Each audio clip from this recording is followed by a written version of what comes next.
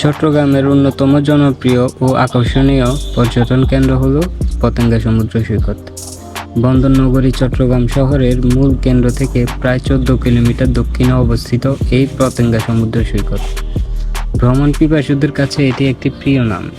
Airport road ধরে খুব সহজে এখানে পৌঁছানো যায়। আর সম্প্রতি কর্ণফুলী টানেল চালু হওয়ার পর এই এলাকার সৌন্দর্য ও যোগাযোগ ব্যবস্থায় যোগ হয়েছে নতুন মাত্রা।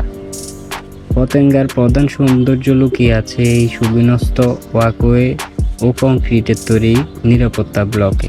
সাগরের বিশালতার পাশাপাশি এখানে সমুদ্রের গর্জন শুনতে শুনতে হাঁটার অভিজ্ঞতা সত্যিই অনন্য।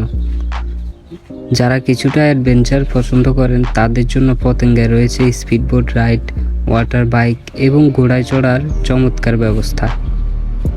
সাগরের নোনা জলের উপর দিয়ে স্পিডবোট তীব্র গতিতে ঘুরে আসা কিংবা বাঁধের উপর বসে বাতাস উপভোগ করা এখানকার অন্যতম প্রধান আকর্ষণ।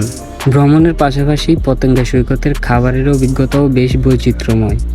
এখানকার স্থানীয় স্ট্রিট ফুড পতেঙ্গার আনন্দকে দ্বিগুণ করে দেয়।